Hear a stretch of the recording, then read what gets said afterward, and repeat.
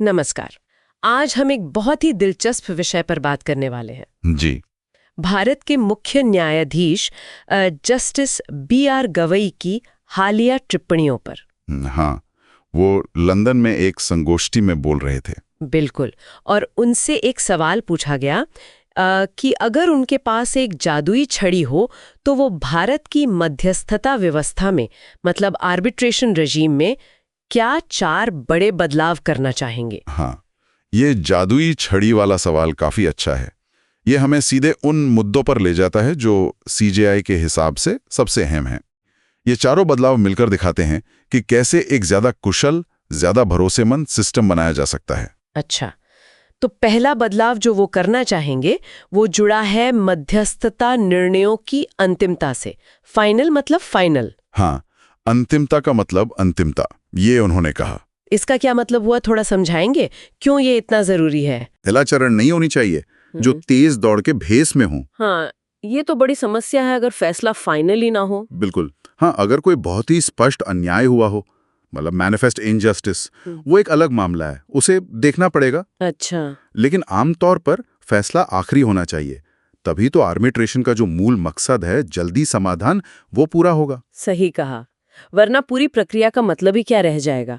कारोबार करने में भी दिक्कत आएगी। निश्चित रूप से निवेशक भी यही चाहते हैं कि विवाद जल्दी सुलझें। अच्छा, तो ये हुआ पहला पॉइंट। अब दूसरे बदलाव पर आते हैं। जी, दूसरा जुड़ा है संस्थागत मध्यस्थता से, इंस्टीट्यूशनल आर्बिट्रेशन। हाँ, उन्होंने कहा कि वो मुख्य स्थान दिलाएंगे जिसका वो हकदार है, और एक बड़ी दिलचस्प बात कही हाँ। कि ये सिर्फ मेहमान की तरह नहीं होना चाहिए जिसे बुलाया तो जाता है, पर मुख्य भोजन मतलब मेन कोर्स शायद ही कभी परोसा जाता है। हाँ हाँ हाँ, ये अच्छा उदाहरण है। मतलब वो चाहते हैं कि एडहॉक की जगह इंस्टीट्यूशनल आर्बिट्रेशन को ज्यादा बढ़ावा मिले। तो ये संस्थागत मध्यस्थता एडहॉक से कैसे अलग है और इसके क्या फायदे हैं? देखिए, संस्थागत मध्यस्थता में एक बनी बनाई संस्था होती है, जैसे LCIA, सियाक या भारत में MCI। जी।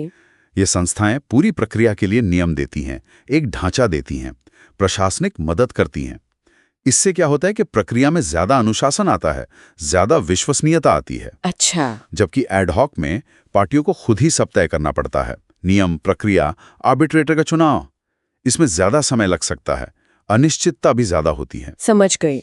तो मतलब संरचना और विश्वसनीयता, हाँ, ये बड़े फायदे हैं। बिल्कुल। ठीक है। अब तीसरा बदलाव, कार्यवाही में देरी। ये तो एक जानी मानी समस्या है। हाँ, और सीजेआई ने इसे देरी की काली कला कहा, डार्क आर्ट ऑफ डिले। काली कला, इसका मतलब क्या है? मतलब वो सारी तरकीबें, वो सामरिक चालें जो वकील या पार्टियां इस्तेमाल करती हैं प्रक्रिया को लंबा खींचने के लिए। अच्छा। कानून में तो 12 महीने की समय सीमा है फैसला देने के लिए, लेकिन अक्सर ये एक महाकाथा बन जाती है। तो वो इस पे जादू करना चाहेंगे। हाँ, उन्होंने ये भी कहा कि हमें ड्यू प्रोसेस यानी उचित प्रक्रिया और ड्यू प्रोसेस पैरानोया के बीच फर्क समझना होगा। ये एक अहम बात है। मतलब निष्पक्षता जरूरी है, पर उसके नाम पर बेवजह देरी नहीं होनी चाहिए। सही। ये संतुलन साधना बहुत जरूरी है, गति भी चाहिए और निष्पक्षता भी। बिल्कुल।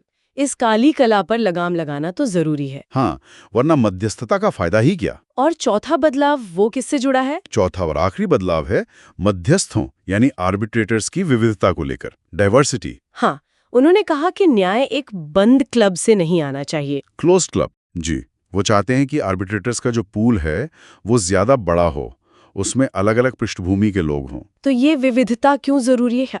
क्या ये सिर्फ मतलब अच्छा दिखने के लिए है? नहीं नहीं, सीजेआई ने साफ कहा कि ये सिर्फ दिखावे के लिए, मतलब टोकनिज्म के लिए नहीं है। अच्छा। उनका मानना है, और ये कई स्टडीज भी दिखाती हैं, कि जब आपके पास अलग अलग अनुभव और नजरिए वाले लोग होते हैं तो फैसले बेहतर होते हैं, ज्यादा संतुलित होते हैं। इससे न केवल प्रक्रिया में लोगों का भरोसा बढ़ता है, बल्कि जटिल मामलों में अलग अलग दृष्टिकोण से बेहतर समाधान निकल सकते हैं। ये बात तो सही है। एक विविध समूह शायद ज्यादा पहलुओं पर सोच पाएगा। बिल्कुल। तो अगर हम इन चारों बदलावों को एक साथ देखें, निर्णयों की अंतिमता, संस्थागत मध्यस्थता को प्राथमिकता, देरी खत्म करना और मध्यस्थों में विविधता लाना, हाँ, तो ये भारत में एक ज्यादा असरदार, भरोसेमंद और समावेशी मध्यस्थता प्रणाली का खाका पेश करते हैं। जी बिल्कुल। एक ऐसी प्रणाली जहां फैसले सच में अंतिम हो, प्रक्रिया सुव्यवस्थित हो और फैसला करने वाले लोग समाज के अलग अलग वर्गों से आते हों। और ये सिर्फ भारत की बात नहीं है ना? ये तो पूरी दुनिया में वैकल्पिक विवाद समाधान पर जो बहस चल रही है उसका हिस्सा है। सही कहा, ये वैश्विक मुद्दे हैं। हर देश अपनी आर्बिट्रेशन व्यवस्था को बेहतर बनाने की कोशिश कर रहा है। तो ये जो जादुई छड़ी वाले विचार हैं, ये हमें सोचने पर मजबूर करते हैं कि असल में इस तरह की आदर्श व्यवस्था की तरफ बढ़ने में क्या रुकावटें हैं। हाँ, और क्या व्यवहारिक कदम उठाए जा सकते हैं? कानून में क्या बदलाव करने होंगे? संस्थाओं को कैसे मजबूत करना होगा? ये सोचने वाली बात है कि इन विचारों को भले ही पूरी तरह नहीं पर कुछ हद तक भी हकीकत बनाने के लिए क्या ठोस कदम उठाए जा सकते हैं? जी, ये आगे विचार करने के लिए महत्वपूर्ण बिंदु है।